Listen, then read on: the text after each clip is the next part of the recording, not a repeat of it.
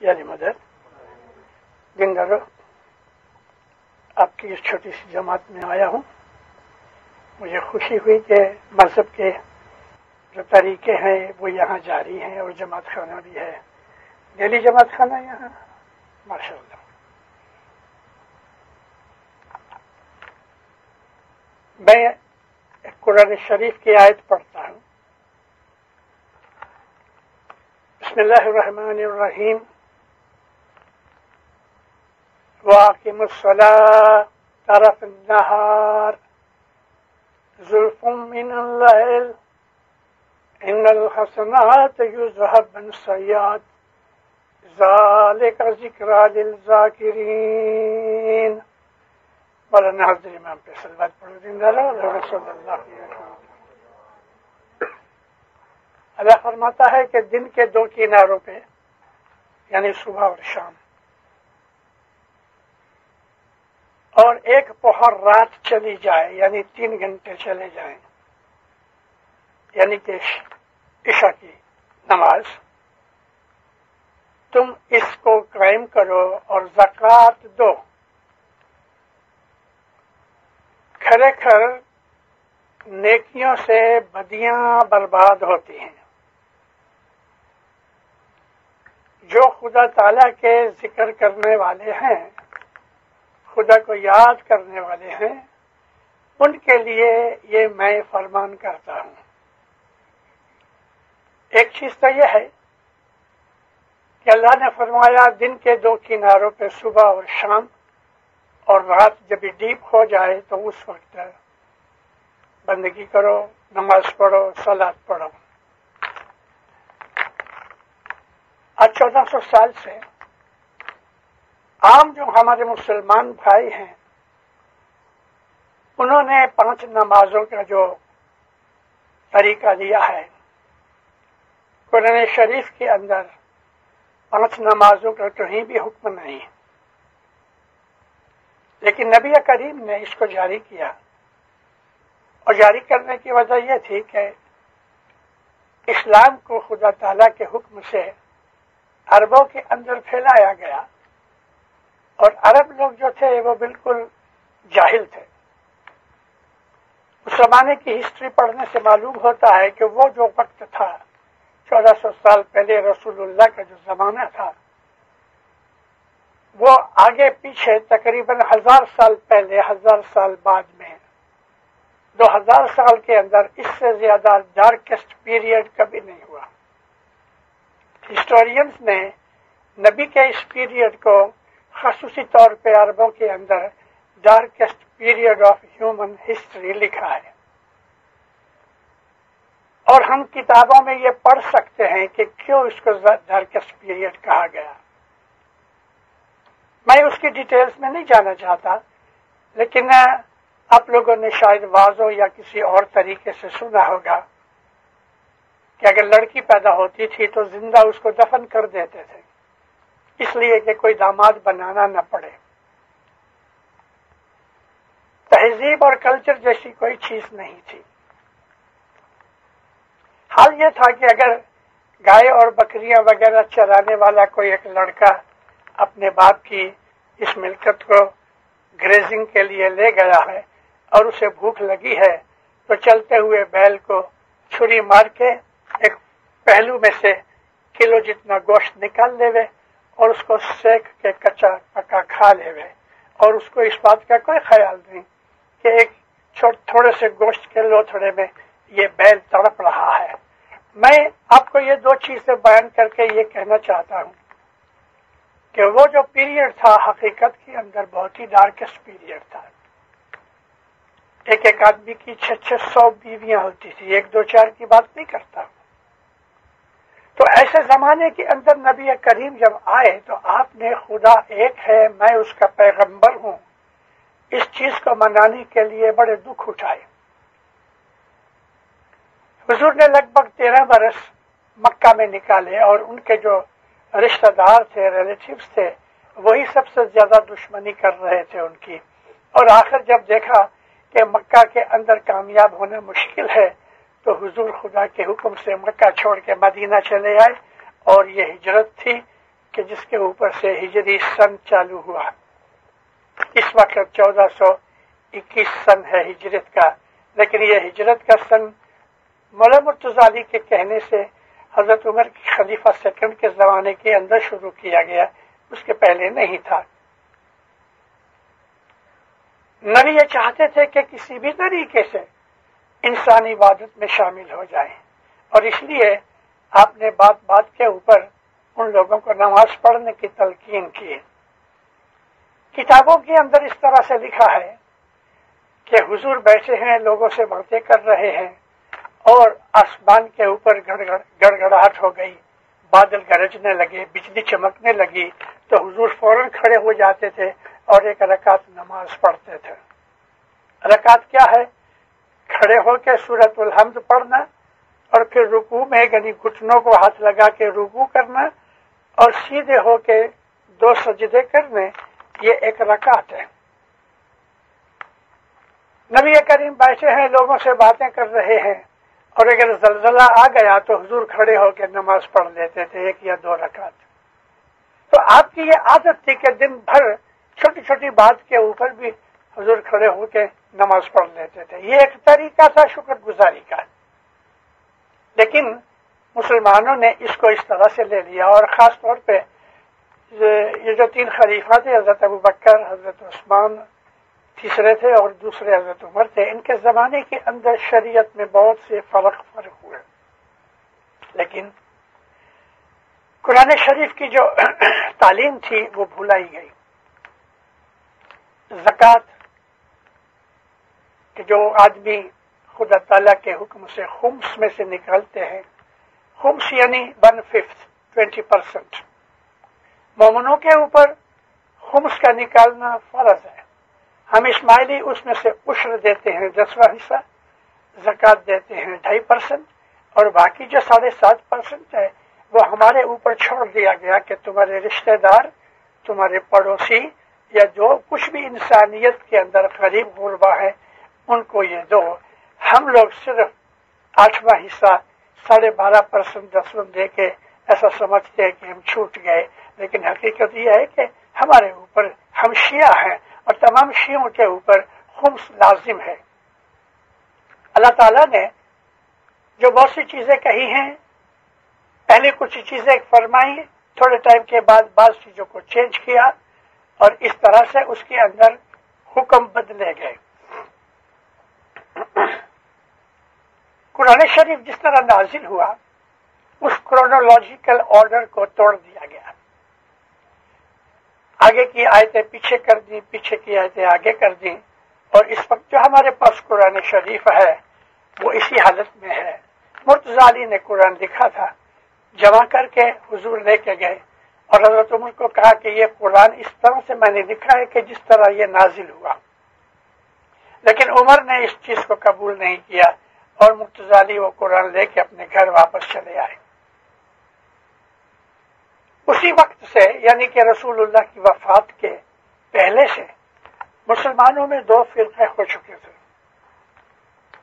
ایک وہ لوگ تھے کہ جو سیریسلی خدا تعالیٰ کی عبادت کرنے والے تھے، اور ایک وہ لوگ تھے کہ جو نماز پڑھتے تھے، روزے رکھتے تھے، اور لڑائیوں کے اندر مال غنیمت ملتا تھا، اس کے لیے وہ اکٹھے ہوتے تھے. میں نے کل یا پرسوں کی جگہ واز میں ذکر کیا ہے کہ کچھ سیریس لوگ نبی کے پاس آ کے پوچھنے لگے، یا نبی آپ نے کہا نماز پڑھو، ہم نے نماز پڑھی. آپ نے کہا روزے رکھو، ہم نے روزے رکھے. آپ نے کہا حج کرو، ہم نے حج کیا.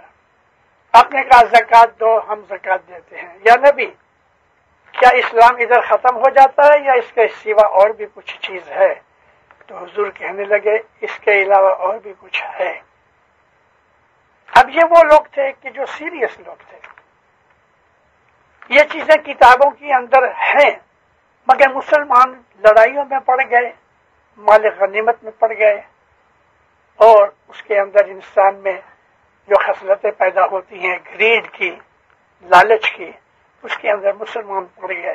اللہ نے ایسا کوئی حکم نہیں کیا کہ تم دوسرے ملکوں کے اوپر زور سے حملے کرو اور ان کو زبردستی مسلمان بناؤ. لیکن بنائے گئے۔ میں آپ کو یہ کہنا چاہتا ہوں کہ جو سیریس مسلمان تھے وہ بہت تھوڑے تھے۔ سلیمان فارسی جیسے، ابو ذر غفاری جیسے، ایسے وہ لوگ تھے کہ جو سیریس تھے، اور نبی نے ان کو کہا کہ آدھی رات کو اٹھو اور خدا کو یاد کرو۔ یہ بیت الخیال تھا۔ نماز روزہ اسلام کے اندر عام مسلمانوں کے لیے کہ جو بہت سیریس نہیں تھے، جو اپنی روحانی ترقی کو سمجھتے نہیں تھے، موت کے بعد کے حساب کتاب اور موت کے بعد انسان کی روحانی حالت کیا ہوگی، یہ چیز ان لوگوں کو ایکسپٹ نہ کر سکی۔ اس لیے نبی کریم نے شریعت کے اصول کر دیے۔ مگر جو سمجھدار لوگ تھے ان کو یہ بتایا گیا کہ تم آدھی رات کو اٹھ کے عبادت کیا کرو، اور عبادت کے اصول طے کیے گئے، نیک اعمال کی تلقین کی گئی، دوسروں کی خدمت کرنے کے لیے تلقین کی گئی، اور جہاں تک بن سکے تم روحانی آدمی بنو اور دنیا کے لوبھ اور لالچ کے اندر سے اپنے دل کو ہٹا کے خدا کی محبت پیدا کرو۔ حقیقت میں یہ صوفی ازم تھا، یہ مسٹسزم تھا کہ خدا تعالیٰ کی محبت پیدا کرنے والا ایک ایسا گروپ ہوئے کہ جو لوگوں سے زیادہ سیریس اور سمجھدار ہونا چاہیے۔ حضرت امام کے فرمانوں میں بھی ہے کہ بیت الخیال جو ہے وہ سب کے لیے نہیں ہے۔ جو سیریس لوگ ہیں، بیت الخیال کو سمجھنے والے ہیں، سنجیدہ ہیں، اور بیت الخیال کے اندر جو ہمیں تکلیفیں آتی ہیں اس کو اٹھانے کے وہ لائق ہیں، بیت الخیال ان لوگوں کے لیے ہے، سب کے لیے بیت الخیال نہیں۔ یہ کنڈیشن نبی کریم کے زمانے میں تھی، اور رسول اللہ ہی کے زمانے کے اندر ایسے تقریباً 40 آدمیوں کے نام ملتے ہیں۔ اس کا یہ مطلب نہیں کہ وہ 40 ہی آدمی تھے، اور بھی تھے، لیکن 40 آدمی وہ تھے کہ جو نبی کریم کے صحابیوں میں سے تھے اور پرومیننٹ تھے، سیریس تھے، سنجیدہ سے روحانی طریقے کے لوگ تھے۔ اس طرح ایک ایسا گروپ پیدا ہوا جو رسول اللہ کے زمانے سے ہی عبادت کرنے کی شوق میں تھا۔ اس کے اندر وہی اشارہ ہے کہ صبح اور شام اور رات کے اندھیرے کے اندر خدا تعالیٰ کی عبادت کرو، نماز پڑھو۔ لفظ جو نماز ہے یہ ایرانی لفظ ہے، اور عربی کے اندر صلات کہتے ہیں۔ صلات کا مطلب ہے خدا کو یاد کرنا اور دعا مانگنا۔ نبی کریم کی وفات کے بعد یہ لوگ مرتضی علی کے پیچھے لگے اور مرتضی علی کی گائیڈنس لیتے رہے، اور اس طرح سے مرتضی علی کے بعد امام حسین کی گائیڈنس لیتے رہے، اور یہ سلسلہ ہمارا اسماعیلی طریقہ اس طرح سے چلا، اور بعد میں اس میں آدمی جدا بھی ہوتے رہے، جیسے کہ موسیٰ کاظم کو ماننے والے اسناشری جدا ہو گئے، اور مرتضی علی کو ماننے والے بہرے جدا ہو گئے۔ یہ سلسلہ ہسٹری میں چلتا رہا، لیکن ہمارے طریقے کی جو بنیاد تھی وہ بنیاد تھی کہ جو رسول اللہ کے زمانے کے اندر تھی۔ خدا کو یاد کرو، صبح اور شام یاد کرو، رات کے اندھیرے میں یاد کرو۔ خدا کہتا ہے کہ تحقیق ان الحسنات یذہبن السیئات، نیکیاں بدیوں کو برباد کرتی ہیں۔ مطلب اس کا یہ ہے کہ نیکی کرنے سے گناہ معاف ہوتے ہیں، نیکی کرنے سے بدیاں چلی جاتی ہیں، نیکی کرنے سے، کوئی بھی نیک کام کرنے سے اس کے بدلے میں خدا ہمارے گناہ معاف کرتا ہے۔ اور یہ جو ذکر ہے، ذالک کا ذکر للذاکرین، خدا کو یاد کرنے والوں کے لیے یہ ذکر ہے۔ یعنی یہ اشارہ ہے کہ جو لوگ سنجیدہ نہیں، جو لوگ سیریس نہیں، جو لوگ گہرائی کو سمجھتے نہیں، جو لوگ ڈیپ تھنکرز نہیں، جن کو خدا تعالیٰ کے حضور پہ جا کے اکاؤنٹ دینا ہے اس کی پرواہ نہیں، جن کو موت کا خیال نہیں، جن کو اپنی روحانیت کا خیال نہیں، ان کے لیے یہ فرمان نہیں ہے۔ یہ فرمان ان کے لیے ہے جو ذکر کرتے ہیں، عبادت کرتے ہیں، نیکی کرتے ہیں۔ ہمارا یہ اسماعیلی طریقہ باطنی طریقہ ہے، اور یہ باطنی طریقہ رسول اللہ کے زمانے سے چلا آتا ہے۔ ہم اسماعیلی بھی آج اپنے طریقے کو بھول چکے ہیں۔ ہمارے اسماعیلی دعا پڑھ لیتے ہیں، جماعت خانے بن سکا تو آتے ہیں، اور آج یہ نارتھ امریکہ کی جو ہماری کنڈیشن ہے، اس کے اندر تو ہماری سب سے بڑی دوستی حضرت ڈالر سے ہو گئی، اور وہ ڈالر ہم کو اتنا عزیز ہے کہ ہم جماعت خانے آتے ہیں، نہیں آتے۔ آج 546,000 اسماعیلی ہمارے یونائٹڈ اسٹیٹس میں ہے، 55 to 56,000 کینیڈا میں ہے، 1,00,000 سے اوپر اسماعیلی ہے آج نارتھ امریکہ میں. ہمارے جماعت خانوں کے اندر حاضریاں جیسی ہونی چاہیے نہیں ہوتی. یہ اور بات ہے، یونیورسٹی میں پڑھنے والے یا جاب کرنے والے شام کو نوکری کی وجہ سے وہ نہیں آ سکتے، اوکے، لیکن جو لوگ اس طرح پھنسے ہوئے نہیں ہیں ان کو تو ہر روز جماعت خانے آنا چاہیے. میں خوش ہوا کہ اس چھوٹے سے گاؤں میں آپ کی چھوٹی سی جماعت میں ہر روز جماعت خانہ ہوتا ہے، جماعت آتی ہے. مجھے پتا نہیں ہے کہ روز آپ اتنے ہی آتے ہیں کہ کم زیادہ آتے ہیں، مگر دینداروں ہمارے اوپر یہ فرض ہے کہ ہم روز جماعت خانے آئیں. اپنی زندگی کو اس طرح سے بناؤ. جماعت خانے آنا کیوں ضروری ہے؟ ایک بات تو یہ ہے کہ جماعت خانہ حضرت امام کا گھر ہے. امام کا نور جماعت خانے میں ہر وقت موجود ہے، دن کو بھی رات کو بھی. حضرت امام جب بھی فرمان کرتے ہیں تو آپ نے کبھی نوٹس کیا حضرت امام ایسا نہیں کہتے وین یو گو ٹو جماعت خانہ، ایسا نہیں بولتے. وہ کہتے ہیں وین یو کم ٹو جماعت خانہ. کیونکہ کم ٹو جماعت خانے کا مطلب کیا ہے کہ میرا گھر ہے، جب تم میرے گھر آتے ہو تو میں بہت خوش ہوتا ہوں. وین یو کم ٹو جماعت خانہ it gives me so much pleasure and happiness. No other thing gives me that kind of pleasure and happiness. اس سے زیادہ مجھے خوشی اور کوئی چیز نہیں دیتی کہ تم میرے گھر پہ آتے ہو. جماعت خانہ آنا itself is عبادت، اور ہمارے اوپر فرض ہے کہ مولا کے گھر پہ جا کے ہم اس کو سلام کریں، اس کا تھینکس مانیں، شکریہ ادا کریں. 3 وقت کی دعا ہمارے اوپر فرض ہے. 10 وند ہمارے اوپر لازم ہے. 10 وند اس لیے لازم ہے کہ جو خدا تعالی ہم کو روزی دیتا ہے اس روزی میں سے وہ خود کہتا ہے کہ اللہ تعالیٰ نے قرآن میں لکھا قرض حسنہ دو. خدا تعالیٰ ادھار مانگتا ہے. خدا کو کوئی کارپوریشن کھولنی ہے کہ ادھار چاہیے اس کو، یا اس کو کوئی بلڈنگ بنانی ہے ادھار چاہیے، لیکن ایک لفظ ساتھ لگایا قرض حسنہ. حسنہ کہتے ہیں نیک قرض. یہ حقیقت میں خدا کو ہمارے قرضے کی ضرورت نہیں، لیکن انویسٹمنٹ کے لیے کہتا ہے کہ جیسے کوئی بہت بڑا بینک ہے یا کوئی ایسا فنڈ کے جیسا کوئی اسٹرکچر ہے، اس کے اندر ہم پیسے رکھتے ہیں تو ہم اس کا نفع لیتے ہیں. تو خدا کہتا ہے مجھے قرض حسنہ دو تاکہ میں تم کو اس سے زیادہ دگنا تگنا 10 گنا بنا کے تمہیں واپس کروں.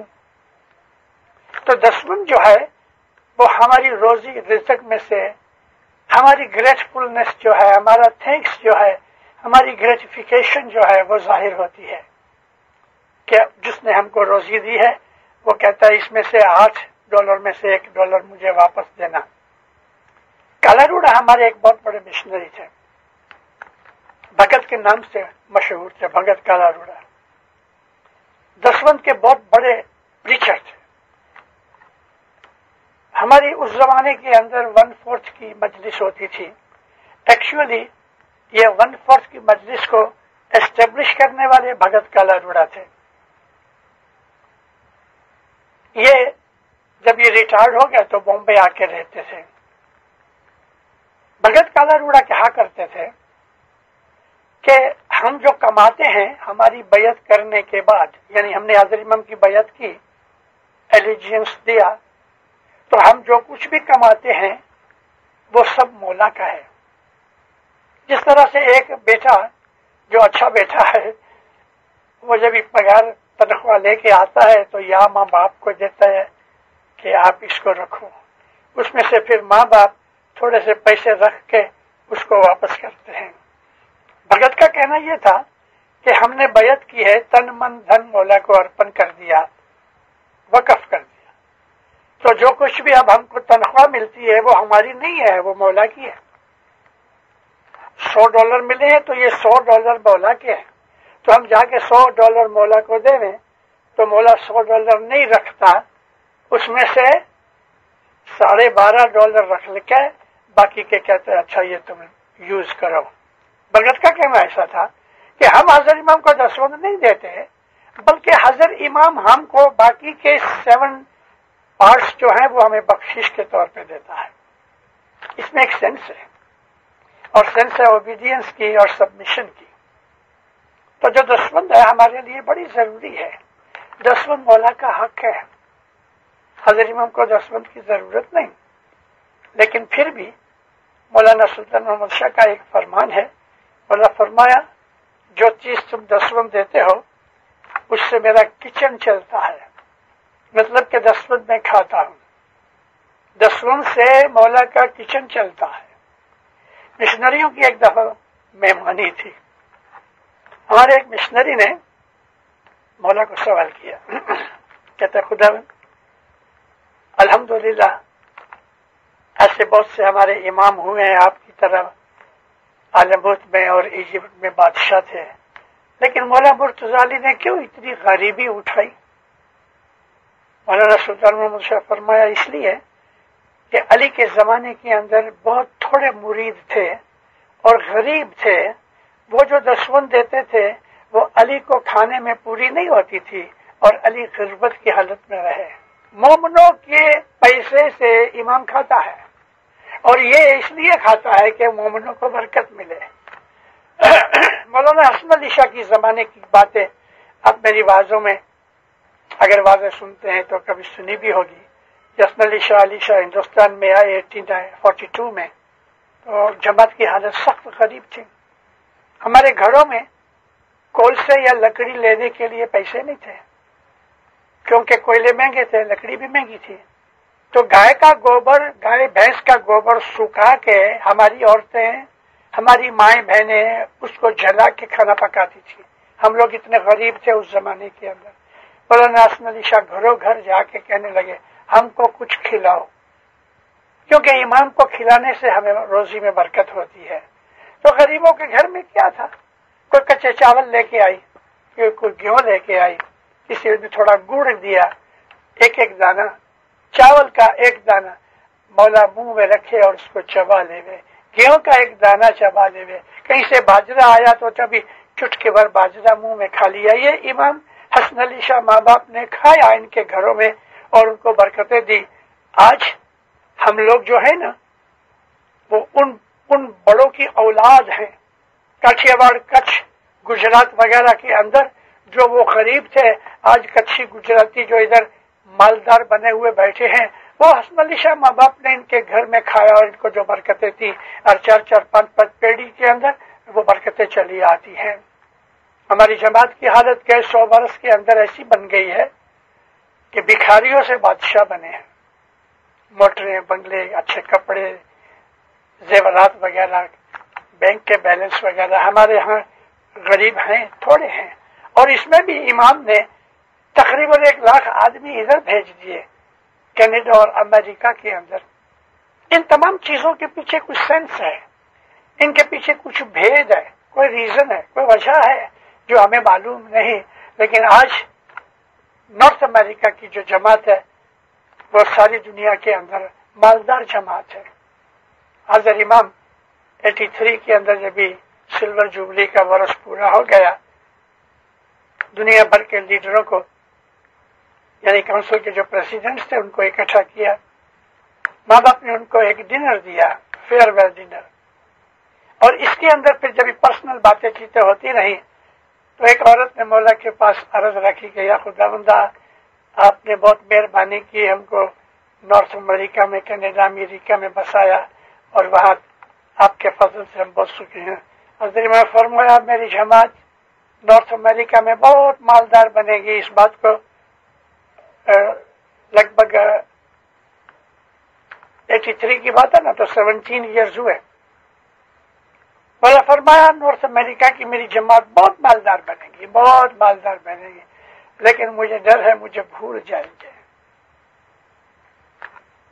یعنی مولا جانتا ہے کہ ہم دنیا میں پھنس جائیں گے۔ آج بھی میں گھومتا رہتا ہوں ساری دنیا کے اندر، الحمدللہ اس چھوٹی جماعت کے اندر بھی آپ آتے ہو، لیکن ہماری بڑی جماعتوں کے اندر جماعت کی حاضری جیسی ہونی چاہیے نہیں ہے۔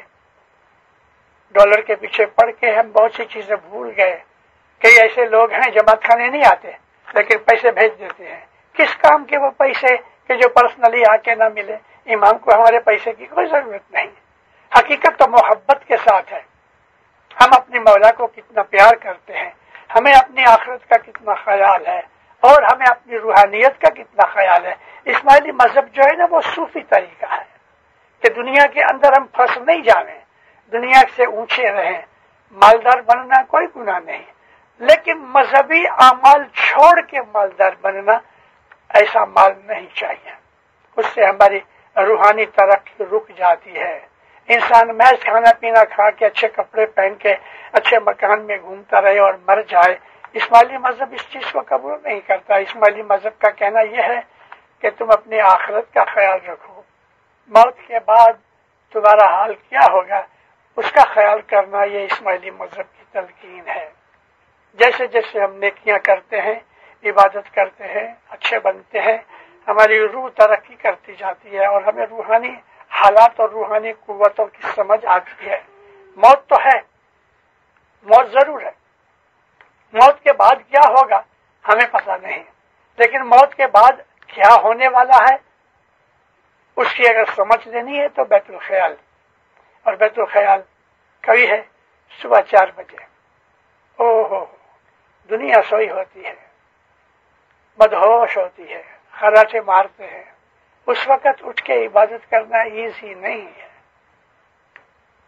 لیکن جو آدمی حقیقت میں اسماعیلی مذہب کو جانتے ہیں اور اسماعیلی مذہب کی سیریسنس سے وہ واقف ہیں، وہ دنیا بھی میں رکھتے ہیں، دین بھی رکھتے ہیں، صبح بھی آتے ہیں، شام کو بھی آتے ہیں، عبادت بھی کرتے ہیں، روزگار بھی کماتے ہیں، دنیا کے دکھ بھی اٹھاتے ہیں، مذہب کی تکلیفیں بھی اٹھاتے ہیں، اور مذہب کی تکلیف اٹھانے کے اندر جو برکتیں اور خوشیاں ملتی ہیں روحانی حالت میں، وہ انہیں کو پتا ہے کہ جو لوگ مذہب کی خاطر دکھ تکلیف اٹھا کے مذہب کے اوپر عمل کرتے ہیں۔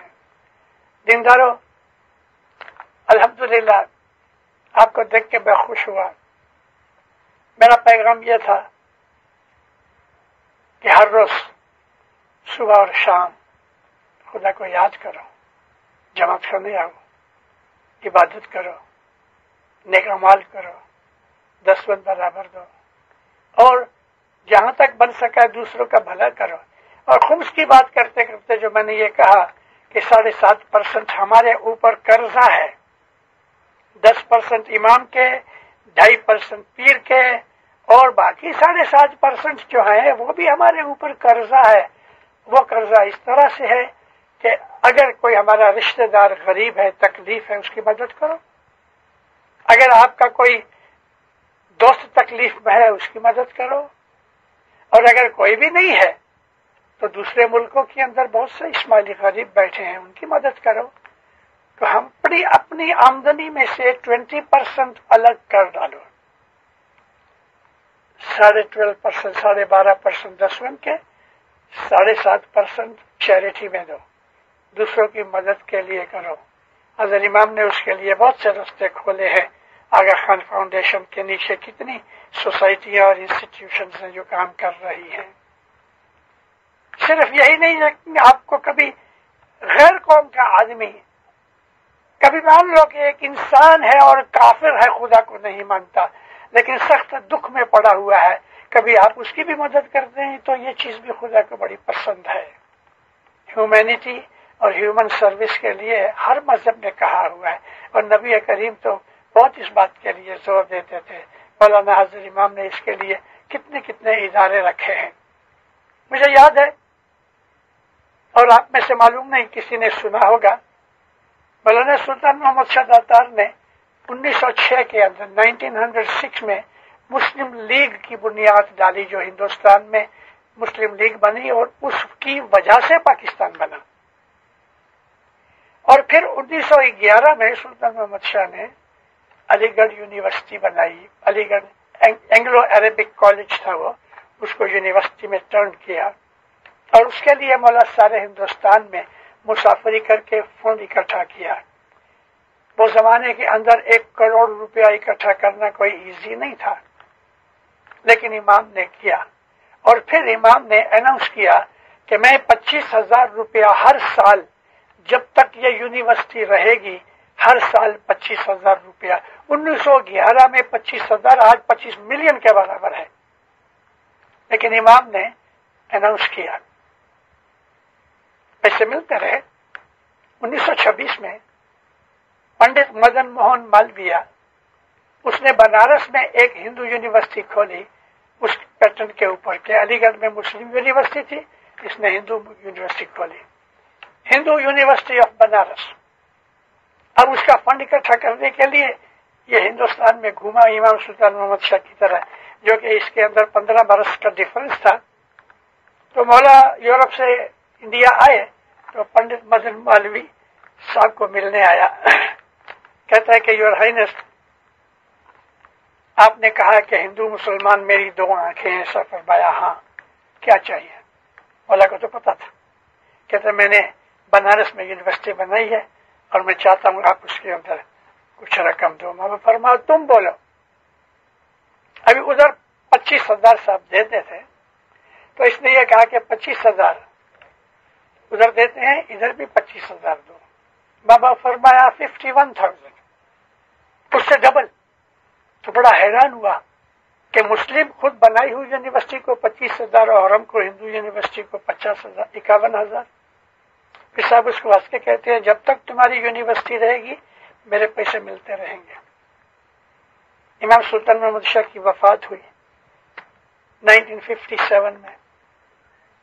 لارڈس جہاں امام سلطان محمد شاہ کی ول پڑی تھی، انہوں نے جب یہ ول ڈکلیئر کی تو مولانا حضرت امام امامت کی گادی پہ آئے۔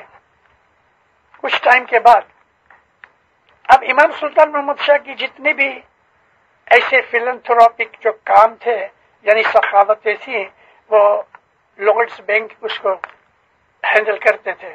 تو انہوں نے حضرت امام کو پوچھا اس خیال سے کہ سلطان محمد شاہ کی جو سخاوتیں تھیں وہ شاید یہ بند کر دے، تو سلطان محمد شاہ کی تمام سخاوتوں کو حضرت امام نے بحال رکھا، کیری آن، جاری رکھا۔ اور آج بھی بنارس یونیورسٹی کو مولا کی طرف سے بخشش ملتی ہے اور علی گڑھ کو بھی بخشش ملتی ہے۔ کہنے کا میرا مقصد ایسی بہت سی چیزیں ہیں کہ امام صرف مسلمانوں میں نہیں، ہندوؤں میں بھی، کرسچنوں کے اندر بھی، میں الحمدللہ بہت سی چیزیں جانتا ہوں اور وقت کے حساب سے کبھی کبھی جماعتوں کو سناتا بھی ہوں۔ ہمارا مولا ساری دنیا کا بادشاہ ہے، لوگوں کو معلوم نہیں کہ اللہ کا نور یہ ہے، ہم اسماعیلی محض جانتے ہیں، مگر انشاءاللہ وہ وقت آئے گا کہ جب دنیا کو پتہ لگے گا کہ اس کے سوا اور کوئی نہیں ہے۔ میں آپ سے بہت خوش ہوں، مولا آپ کو آباد رکھے، سکھی رکھے، دستبند برابر دو، جماعت خانے روز آؤ، عبادت کرو، دعا پڑھو، اپنے بچوں کو نیک ہدایت کرو اور مذہب سکھاؤ، دین و دنیا کی مولا برکتیں دے، مولانا حضرت امام آپ کو بخششیں دے، مولانا حضرت امام نعمتیں دے، صحت و تندرستی دے، زمین آسمان کی سب بلائیں دور کرے، مولا فرمان بردار مومن بناوے، مولانا حضرت امام اپنی وفاداری میں رکھے، اپنی میٹھی نظر میں رکھے، نیک امیدیں پوری کرے، سکھی آباد رہو۔